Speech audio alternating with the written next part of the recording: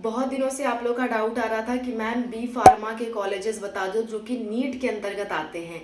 NEET से B pharma में हम एडमिशन कैसे लें, कॉलेजेस बता दो, प्रोसेस बता दो और कट ऑफ बता दो। तो आज के वीडियो में यही 3 बात करने वाली हूँ कि नीट के अंतर्गत कौन कौन से बी फार्मा के कॉलेजेस हैं। 25 प्लस बी फार्मा के कॉलेज बताने वाली हूँ, जिसमें गवर्नमेंट कॉलेज भी इंक्लूडेड होंगे, सेंट्रल यूनिवर्सिटीज़ भी इंक्लूडेड होंगी, प्राइवेट कॉलेज भी इंक्लूडेड होंगे, ताकि आपका मार्क्स अगर अच्छा है या बहुत कम है तो भी आप एडमिशन ले सको। ठीक है, मैं प्रोसेस भी बता दूंगी कैसे एडमिशन लेना है और मैं कट ऑफ भी बता दूंगी, कॉलेज वाइज कट ऑफ बता दूंगी। ठीक है, तो चलो स्टार्ट करते हैं आज का वीडियो और डिस्कस करते हैं बी फार्मेसी के बारे में अंडर नीट। लेट्स गो।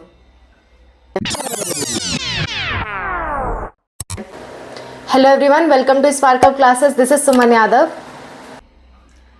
बहुत दिनों से आपकी ये रिक्वेस्ट थी एंड फाइनली आज वो दिन आ गया जब मैं ये वीडियो बना रही हूँ। आप लोग ज़रूर बताना आप इस वीडियो से सेटिस्फाइड हो कि नहीं हो।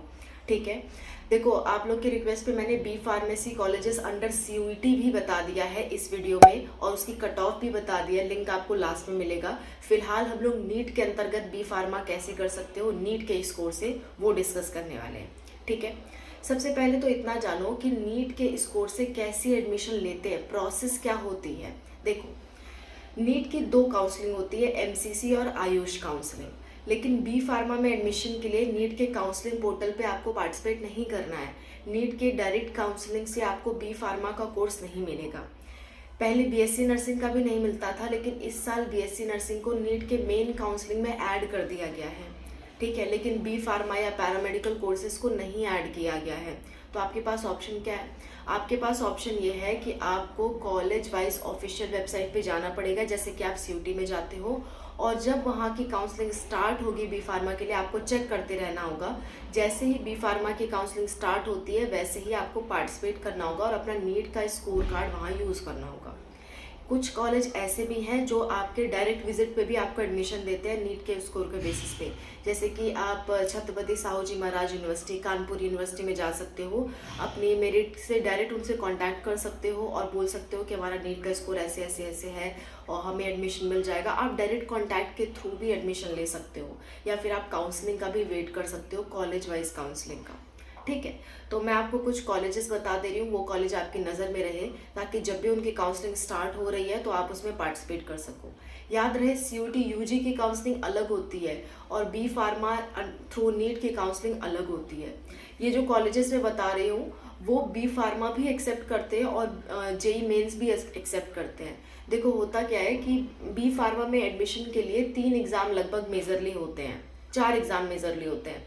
पहला है आपका सीयूटी, दूसरा है नीट एग्ज़ाम, तीसरा है आपका जेई मेंस और चौथा है आपका स्टेट पैरामेडिकल के एग्ज़ाम।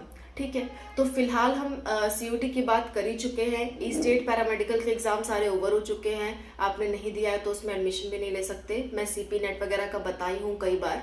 ऐसे ही अलग अलग स्टेट के अलग अलग एग्ज़ाम होते हैं। बचे 2, नीट और जेई। ठीक है, तो नीट और जेई के थ्रू, दोनों के थ्रू बी फार्मा में एडमिशन होता है। बी फार्मा में अगर आपने 12th में पीसीबी लिया है, फिजिक्स केमिस्ट्री बायोलॉजी, तो भी आप एडमिशन ले सकते हो। फिजिक्स केमिस्ट्री मैथ लिया है तो भी आप एडमिशन ले सकते हो। तो जो लोग मैथ लिए होते हैं वो जेई मेंस के थ्रू एडमिशन लेते हैं, जो लोग बायो लिए रहते हैं वो नीट के थ्रू एडमिशन लेते हैं। ठीक है, और कौन कौन से कॉलेजेस हैं जो ये स्कोर एक्सेप्ट करेंगे आपका जेई मेंस का और नीट का, वो मैं 1 बाय 1 आपको बता देती हूँ। देखो, पहले गवर्नमेंट कॉलेज की बात करेंगे, उसके बाद में प्राइवेट कॉलेज की बात करूंगी। स्टार्ट करते हैं गवर्नमेंट कॉलेज से। सबसे पहले आपका बीबीएयू यानी कि बाबा साहेब भीमराव अंबेडकर यूनिवर्सिटी। अब आप सोचोगे मैम बीबीएयू ये तो सीयूटी के अंतर्गत आता है। हाँ, आता है सीयूटी के अंतर्गत, लेकिन ये नीट के स्कोर को भी एक्सेप्ट करता है, जेई मेंस के स्कोर को भी एक्सेप्ट करता है। फॉर एग्जाम्पल मैं आपको बता दूं कि बीटेक की जो काउंसलिंग होती है बीबीएयू में या बहुत सारे कॉलेजेस में, वो आपकी जेई मेंस के थ्रू भी होती है और सीयूटी के थ्रू भी होती है। बीबीएयू उसका एक एग्जाम्पल है। सिमिलरली आपका बीबीएयू में बी फार्मा की काउंसलिंग सीयूटी से भी होती है और आपके नीट और जेई से भी होती है, पर उसमें सीट्स काफ़ी कम है। ठीक है, अच्छा आगे बात कर लेते हैं। दूसरा है अलीगढ़ मुस्लिम यूनिवर्सिटी, यहाँ भी आप पार्टिसिपेट कर सकते हो। नीट के बेसिस पे आपको बी फार्मेसी में एडमिशन मिल सकता है। ये दोनों क्या है ना, ये दोनों सेंट्रल यूनिवर्सिटी है, बीबीएयू और अलीगढ़ मुस्लिम university.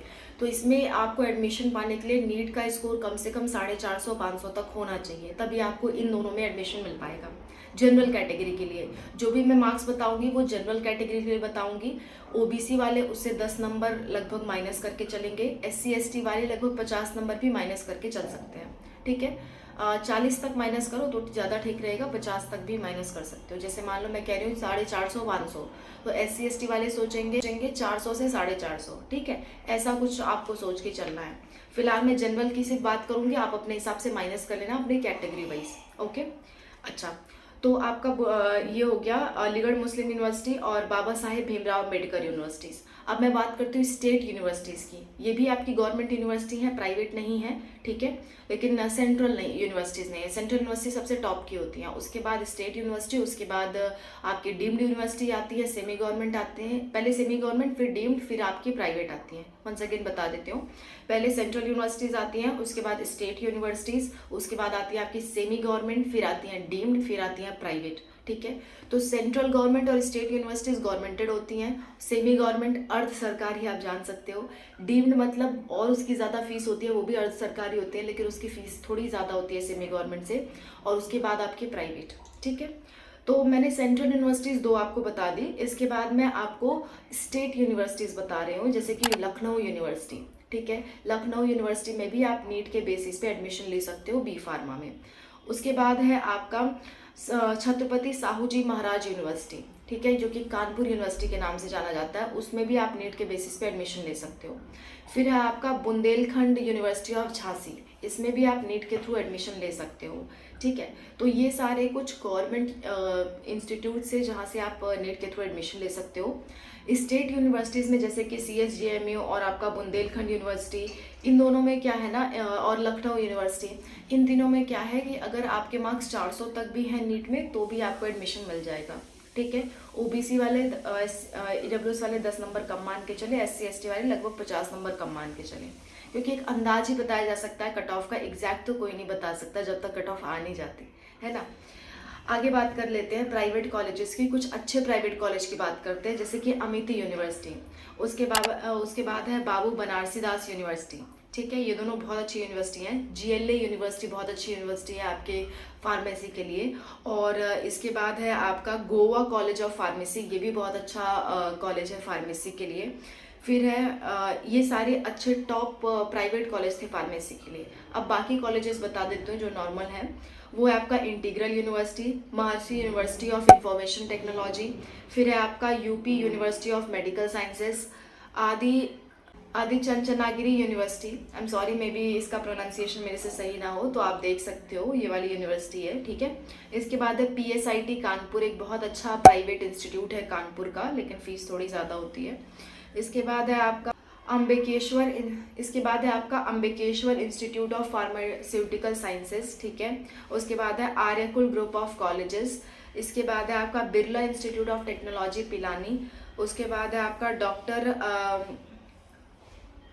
Doctor MC Saxena college of engineering, ठीक है, एंड कॉलेज ऑफ फार्मेसी। फिर है आपका GCRC कॉलेज ऑफ फार्मेसी। फिर है आपका इंस्टीट्यूट ऑफ मेडिकल साइंसेज। इसके बाद है आपका Bombay college of pharmacy Mumbai. फिर है आपका SVKM कॉलेज ऑफ फार्मेसी। उसके बाद है आपका Mumbai educational trust institute of pharmacy. फिर है doctor DY Patil college of pharmacy Pune. फिर है आपका Vivekananda educational society's college of pharmacy. तो ये सारे कुछ इम्पॉर्टेंट आपके कॉलेज ऑफ फार्मेसी हैं जो कि अच्छे कॉलेजेस थे।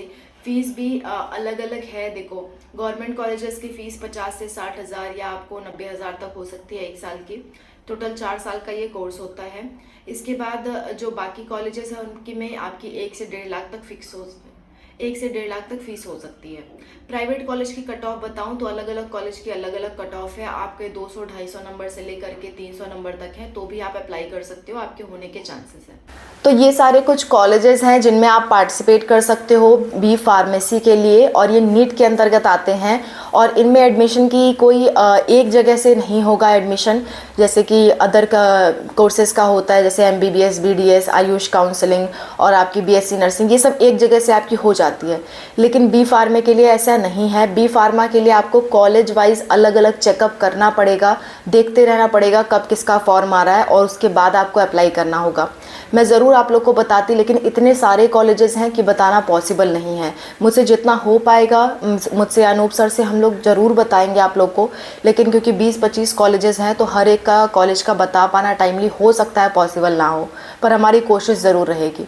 पर आप अपनी सेफ्टी के लिए ये प्रोसेस अपनाते चलो। जो भी आपको कॉलेजेस पसंद है उसके बारे में खुद भी थोड़ा रिसर्च करना सीखो। प्रोसेस मैं आपको बता रही हूँ, वो प्रोसेस आप फॉलो करो, ठीक है। आप यूनिवर्सिटी चूज़ करो अपने मार्क्स के अकॉर्डिंग, उसके बाद उसकी ऑफिशियल वेबसाइट पे जाओ, चेक करो कि फॉर्म आया है कि नहीं आया है। अगर आ गया है तो अप्लाई कर दो, नहीं आया है तो वेट करो, और हर तीसरे चौथे दिन चेक करते रहो। मैं नहीं कहती रोज़ आप चेक करो, लेकिन 3-4 दिन में एक बार ज़रूर आप चेक करो, ठीक है। So this is all about the video. Thank you so much for watching. I hope ये वीडियो आपके लिए हेल्पफुल रहा होगा। और भी कोई दिक्कत, कोई परेशानी आती है तो आप कमेंट्स में मेंशन करो। मैं और अनूप सर आपकी हेल्प के लिए हमेशा तैयार हैं। और बच्चों, हम लोग का एक और चैनल है, व्लॉगिंग चैनल है, @अनूप सुमन यात्रा नाम से आप सर्च कर सकते हो यूट्यूब पे। वो आप चैनल आपके सामने आ जाएगा। आप एंटरटेनमेंट पर्पज़ के लिए उसे आप देख सकते हो। Thank you so much for watching. Bye, take care.